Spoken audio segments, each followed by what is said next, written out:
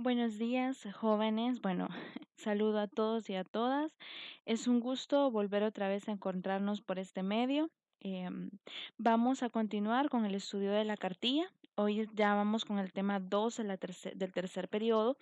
Pedirles de favor que vayamos realizando las actividades. Yo estoy tratando de contestarles a todos de recibido, ¿verdad? Estoy un poquito atrasadita con eso, pero esta semana les contesto, pero necesito que vayamos al día. Les voy a compartir un poco de cómo van a ser las evaluaciones. Las actividades que estamos teniendo ahorita, que son las más cortas, solo van a representar el 10% de la nota final. Entonces es muy importante que las realicen. Y bueno, dentro de 15 días vamos a realizar a finales de septiembre un laboratorio en el que voy a evaluar el tema anterior, que fueron los sacramentos de la vida, y el tema de hoy, que es el bautismo, una vida nueva. Así que estos dos temas, por favor, estudienlos para el laboratorio que voy a hacer. Va a ser siempre por Classroom, igual que un examen, ¿verdad? Solamente que tiene una ponderación del 25%. Luego, ustedes van a hacer una actividad, les va a corresponder Santa Teresa de Jesús. En octubre ustedes me van a entregar una pequeña trabajo realizado acerca de Santa Teresa de los Andes o Santa Teresa de Jesús. Así que por favor váyanme estudiando acerca de ella. Ya les voy a ir notificando cuál va a ser la actividad de evaluar. Bueno, vamos a entrar de lleno entonces con el tema número 7, que es el bautismo, una vida nueva. Este tema lo vamos a encontrar en la página 29 y ya encontramos el contenido en la 30 y en la 31. Recordarles nuevamente que los ejercicios los vamos a encontrar en la página 32. Leer, por favor, de manera especial lo que es la cartilla antes de comenzar a ver el video. Bueno, vamos a empezar. En primero vamos a hablar de la palabra bautismo. Como usted lo ve en la cartilla, la palabra bautismo viene de una palabra griega que significa sumergir. Por eso es que cuando antes, hoy solamente con una especie de ¿cómo se llama? Con un instrumento es que se recoge el agua y se baña al niño, se le rocea al niño en la cabeza el agua. En algunos lugares todavía, en la iglesia católica, en la iglesia evangélica sí se hace mucho el hecho de llevar a la persona a un río o una piscina y se sumerge, se mete a la persona por completo y se vuelve a sacar. En la iglesia católica, más que una sumergir, se hace un pequeño baño. Ahora, el significado es el mismo. No porque se haga de manera diferente, su significado se pierde. Recuérdense lo que vimos en la clase anterior, que si algo en el rito no es estrictamente como lo dice en los escritos de la iglesia, no quiere decir que éste pierde validez. Lo importante es que se haga con fe y con el pleno compromiso de lo que se está haciendo. A algunas iglesias, más que todo el sábado de gloria o el sábado santo, que en la noche a todas las personas, a todos los catecúmenos que se han tenido una preparación, que han llegado adultos y no han realizado los tres sacramentos, bueno, los cuatro sacramentos primarios, entonces, ¿qué es lo que se hace? A esta persona viene y se hace un bautismo, y ahí la mayoría de veces hay un sumergir. En algunas iglesias hacen una especie de piscina, preparan una pila bautismal o una piscina en la cual sumergen a la persona. Antes, en las primeras comunidades cristianas, así se realizaba. En los templos habían unas piscinas grandes en las cuales tenía unas gradas en las cuales entraba la persona que se decidía bautizar y lo sumergían 3 veces, en nombre del Padre, en nombre del Hijo y en nombre del Espíritu Santo. Esa es la clave principal para el bautismo, el poder decir la fórmula en nombre del Padre, del Hijo y del Espíritu Santo. en nombre de nadie más, sino que únicamente es en nombre de Dios. Ahora, para comenzar, como les decía, el bautismo significa sumergir. Lo importante de este sumergir es que hay un símbolo trasfondo, que es el agua. El agua que simboliza vida y también simboliza muerte. Aquí mismo en la cartilla les va a explicar un poquito las maneras en las cuales el agua es importante. Una de ellas, ya decía por acá, que es cuando usted va al desierto, usted va a ver todo seco, porque ahí no llueve. Entonces, el agua es importante tanto para los cultivos, tanto para las mismas personas, porque si no hay agua, prácticamente tú te mueres. Puedes pasar días sin comer, pero sin tomar agua, no. Entonces, es importante el agua porque está la vida. Ahora, caso muy importante, el agua quita la sed, que es casi, tiene como la conexión con el agua da vida. Muchas personas, las personas que agonizan, muchas de ellas en los últimos momentos en los cuales están agonizando, ellos se tienen mucha sed y una sed que no se solventa con solo tomar agua, sino que es una sed muy grande que no se sacia. Entonces el agua, porque ellos precisamente se están preparando para morir. Entonces, en el caso nuestro, el agua nos quita la sed y es muy importante. La falta de agua nos puede provocar diversas enfermedades. Ahora, también el agua mata y eso lo vamos a ver en las inundaciones. Hace unos meses en El Salvador vivimos una inundación muy grande, que fue lo que pasó con la tormenta Amanda. Ahora, el agua, si tú no tienes el cuidado o si hay demasiada, puede quitarte muchas cosas. Y una de ellas, lo más importante, es la vida. Entonces, el agua también mata. Ahora, ¿cómo podemos tomar esos tres significados de agua vida, agua quita sed y agua significa también muerte para lo que es el bautismo? En primer momento, cuando hablamos del bautismo, no es un sacramento mágico que automáticamente te quita el pecado original. En primer momento tenemos que descubrir cuál es el pecado original. Hay un pecado que es el pecado de los orígenes. Este es el pecado que nos vamos a históricamente y vamos a contextualizarlo un poco y nos vamos a Adán y Eva, en el cual ellos, por dejarse influenciar por la serpiente, que es también un símbolo, por la misma maldad, por el mismo diablo, que intentaba dividir la comunicación entre el hombre y Dios, que había una armonía, que era todo perfecto, todo estaba bien. Entonces el diablo entra precisamente a dividir. Entonces el hombre acepta esta división, consume de esa división, la hace suya y es más, el hambre del hombre por intentar ser más que Dios o tener el poder que Dios tiene, no igualar a Dios con su humanidad, con su sencillez, con su misericordia, sino que igualar el poder de Dios. Entonces, eso consideró ser muy atractivo para el hombre.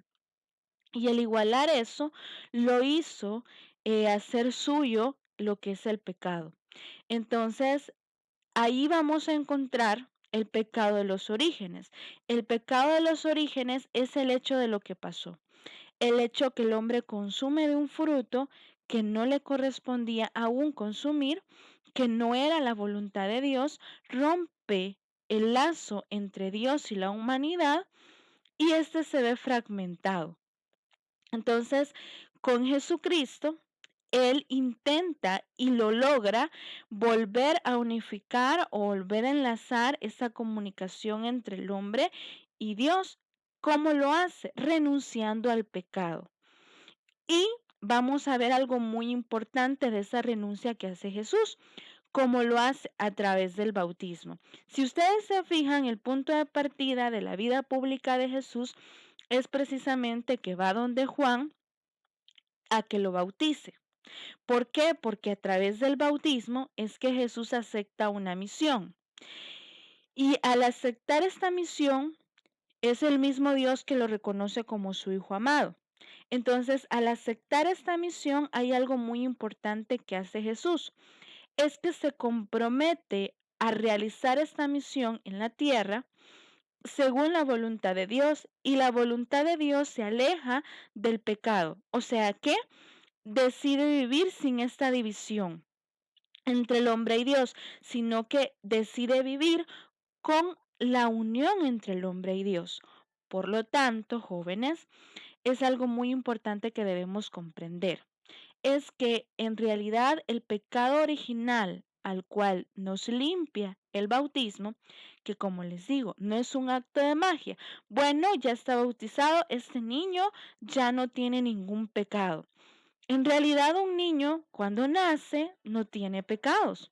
Eso es algo que debemos de comprender, pero este niño cuando nace, nace con una sensibilidad a pecar, a que si a él en el transcurso de su camino o de su vida le enseñan a mentir, a engañar, a robar, entonces el niño lo va aprendiendo.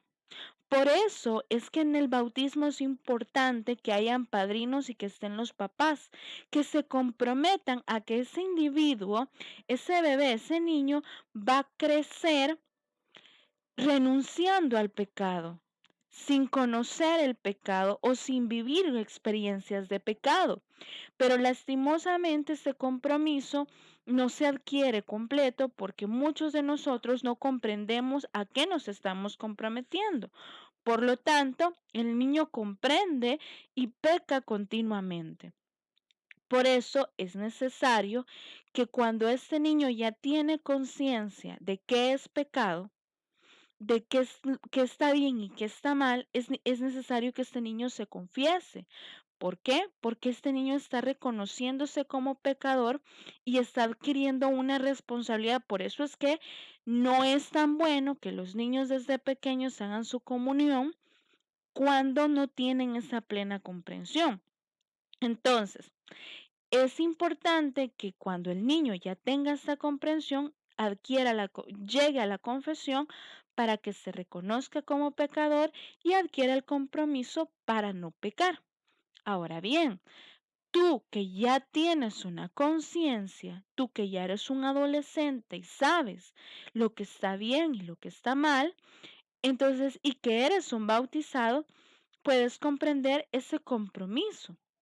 Puedes comprender que cuando te bautizaste, cuando te sumergieron en el agua, vieron muchos símbolos y elementos importantes en ese sumergir o en ese baño que te hicieron. En primer momento es el compromiso a ser una persona nueva, a renunciar en toda tu vida a pecar y a convertirte día con día en una persona diferente.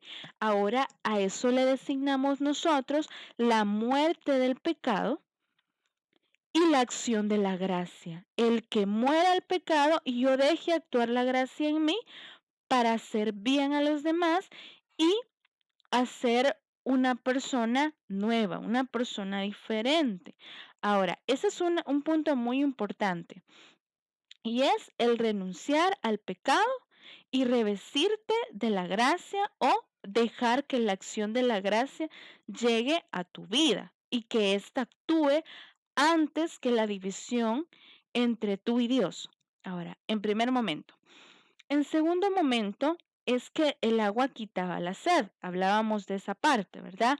Es que yo voy a recurrir al agua de la vida, que es Dios, que es Jesús, que dice, todo el que venga a mí no tendrá sed, porque yo daré un agua y esa agua te quitará la sed. Y esa sed básicamente no es la sed que nosotros reconocemos, ¿verdad? Ay, es que tengo la garganta seca, ¿verdad? Necesito agua. No, Es esa sed de muchas cosas, esa sed de aliento, esa sed de justicia, esa sed de libertad, pero no una libertad malsana, sino una libertad a donde no haya opresión, a donde no haya injusticia, a donde no haya alguien que se haga valer de donde está para oprimir a las otras personas. Hablamos de ese tipo de libertad. Entonces, tú vas a encontrar esa, esa necesidad de tomar agua. Y esa necesidad de tomar agua es la necesidad de leer las escrituras, de orar, de asistir a la Eucaristía. ¿Para qué? Para que te mantengas en ese alimento espiritual que te ayuda en tu vida a actuar de manera correcta, a actuar de manera justa, de manera equitativa, a actuar para el bienestar de otros y no para tu bienestar. Entonces, estas son las situaciones y los compromisos que adquirimos. Ser una persona nueva y estar en un constante comunión con ese Dios, con esa agua viva, con esa fuente que me da vida y que eso me ayude a ser una mejor persona dentro de la sociedad. Eso me ayude a no ser uno más de los que yo critico, de lo que yo juzgo, que pertenecen a estas estructuras que hacen daño o que oprimen. Así que cuando tú seas un doctor, un ingeniero, un abogado, tienes que plantearte que vas a ser una persona justa, una persona de bien y no obtener lo que tú quieres a base de injusticias. Básicamente es eso lo que vamos nosotros a entender en primer momento de el bautismo. Como les digo, no es un acto mágico que una vez tú lo pones, ay, este niño ya no tiene pecado. No es un compromiso a que en tu vida vas a conocer el pecado, pero vas a renunciar a ese pecado. ¿Por qué? Porque sabes que ese pecado te lleva a la muerte. Entonces tú estás aceptando una vida eterna, algo que te lleva a la vida eterna. Entonces, lastimosamente, estamos acostumbrados a ver la religión o a ver estas situaciones como algo aburrido, algo que no necesito en mi vida, cuando en realidad lo que me están dando es vida eterna. ¿Ok? Ahora nos vamos a ir a la página 32 y vamos a realizar los ejercicios. Aquí nos pide que leamos Romanos 6, 3, 5 y nos pide y nos pone aquí unas preguntas. También buscar en el Antiguo Testamento los dos grandes relatos donde el simbolismo del agua ocupa el centro de la narración. Uno de estos ya lo ofrece la cartilla, que es el paso del pueblo hebreo por el Mar Rojo. Algo muy importante. ¿Por qué? Porque ellos aceptan la vida y renuncian a la muerte. Y esta muerte, ¿qué es lo que les daba? Esclavización. Ellos estaban esclavos en el pueblo egipcio y siquiera la libertad de poder adorar a su Dios, sino que tenían que someterse. Entonces, eso es lo que debemos de entender, renunciar y aceptar esa muerte del someterse, del ser esclavos a una vida, que es lo que significaba ese paso, lo que es la Pascua, ¿verdad? Así que por favor, hagamos la actividad. Igual me la mandan por Classroom. Nos vemos próximamente en la otra clase. Pasen un buen día.